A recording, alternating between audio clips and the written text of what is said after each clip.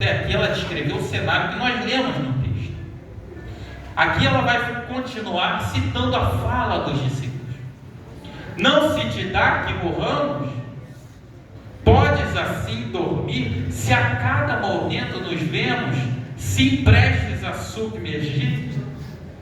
Essa primeira estrofe é o texto. No estribilho, é o clímax teológico. É a voz do segundo Adão quando ele vai acalmar a tempestade. Se você tem a harpa, acompanhe comigo. Não vou cantar agora.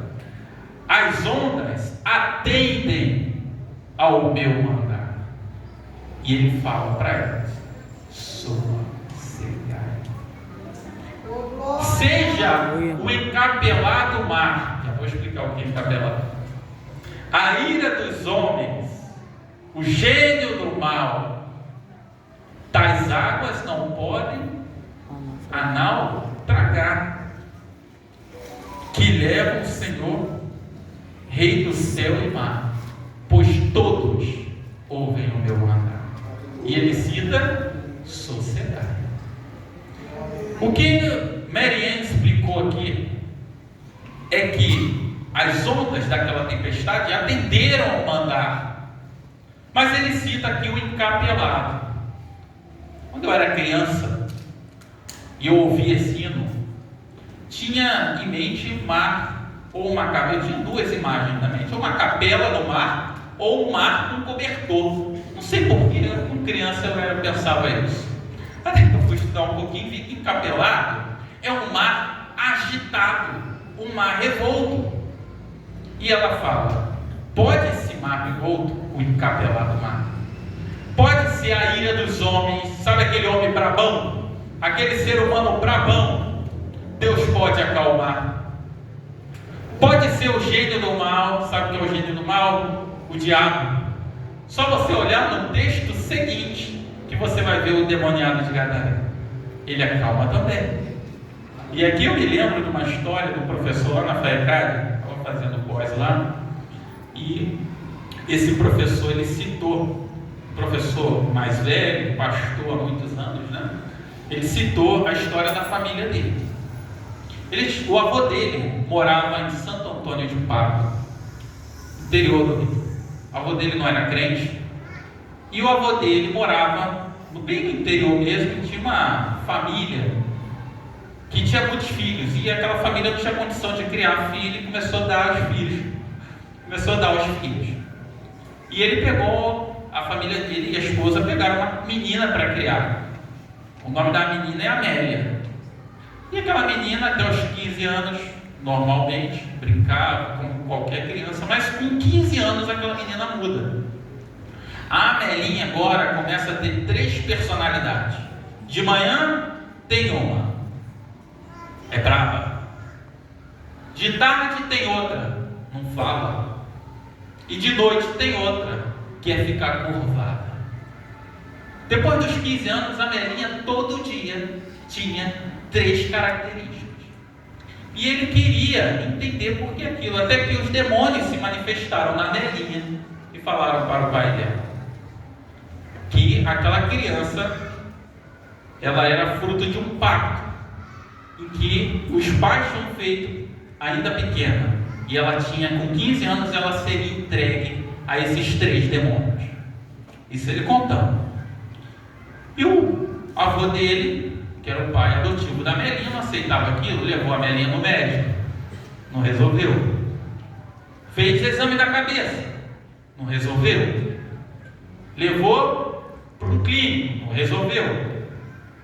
Levou para a igreja católica, para o padre fazer exorcismo, não resolveu.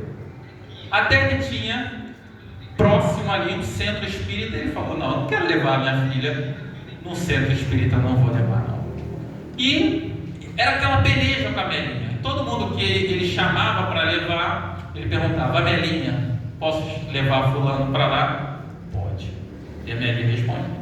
Até que chegou naquela cidade um pastor missionário, muito simples, e ele passando em frente à casa, o moço falou assim: não, eu vou convidar esse pastor aqui, vamos ver o que ele fazer uma oração, vamos ver o que se vai resolver. Amelinha, posso convidar fulano? Não. Então, já que falou que não, é aí que eu vou convidar. E quando aquele pastor vai abrir o portão e adentrar, cheio do Espírito Santo, o demônio é expulso lá dentro da casa. E nunca mais volta para a Amelinha. Glória. A Amelinha cresceu, virou uma menina sadia, teve filhos, teve netos. E aquele homem chegou, reuniu depois que os demônios saíram, ele reuniu a família, pastor Natanael. Ele falou assim, como todo conservador, todo um pai de família deve fazer.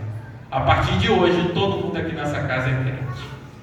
E a partir daquele dia, toda a família, através da conversão da Amelinha, seguiu a Cristo. Inclusive o neto dele virou professor das Assembleias da faculdade.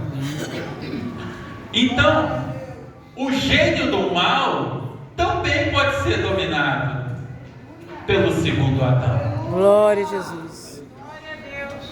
E ela diz aqui que tudo que ela cita, água, demônio, homem bravo, todo esse tipo de onda, o Senhor pode acalmar. Porque o controle está com ele. Aleluia, Jesus. E a Amelinha entendeu que mesmo que uma onda viesse e quase levasse o seu barquinho, a sua psique, os irmãos estão entendendo, né?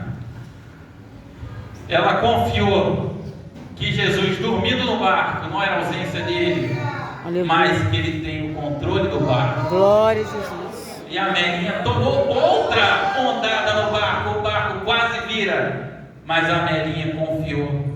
A Amelinha Baker confiou e ela escreveu essa bela poesia. Mas o melhor é a segunda estrofe, onde ela cita agora não mais a vida dos discípulos, mas é como se ela colocasse a roupa dos discípulos ali. É como se ela vestisse, e aqui entra a parte poética, a releitura teológica que eu falei com os irmãos, precisam fazer do texto, porque o texto separa de nós mais de 2000 anos, o mínimo. Como que esse texto faz sentido para a minha vida agora aqui em Parada Angélica? Tem que fazer um sentido, irmãos. E esse sentido é a releitura que você faz e o Espírito Santo te orienta. Sabe que aqueles irmãos sofreram aquilo e você vai sofrer, mas também vai ter vitória. E aí a segunda estrofe, mestre, na minha tristeza, ela citando, estou quase a sucumbir. A dor que perturba a minha alma, ó peço-te, vem banir, vai embora. Das ondas do mal que me encobrem, quem me fará sair? Pereço sem ti, ó meu mestre, vem logo me acudir. E aí a igreja, quando canta de novo o estribilho, é a voz do segundo Adão. Aleluia. Cega. Glória a Jesus. Até que tudo fica calmo, irmãos. E a terceira estrofe é a bonança. Mestre, chegou a bonança. Em paz, eis o céu e o mar. Não tem mais tempestade. Glória. O meu coração, agora, tempestade interna dela. O meu coração goza a calma, que não poderá aflitar. Fica comigo, ó meu mestre, dono da terra e céu, e assim chegarei bem seguro ao porto, destino meu, como Jesus andando no barquinho chegar no. Glória a Jesus. Nós vemos aqui como a Amelinha Baker se utilizou desse texto para não enlouquecer, para não perder a vida. E aí, uns anos atrás, uns momentos atrás da minha vida, eu estava numa situação muito caótica. Muito caótica. E eu pensei que eu fosse adoecer. Muito caótica. Mas o Senhor não saiu do meu barco. E eu sei que Ele não vai sair do seu. Mas imagine você estar num barco sem Ele. Você não tem para onde ir, não tem ninguém que vai mandar acalmar. E as nossas lutas, irmãos, as nossas tempestades nos fazem perceber que as aflições, as doenças, uma vez eu cheguei, a irmã, não vou dar muito detalhe, da irmã Michele. A irmã Michele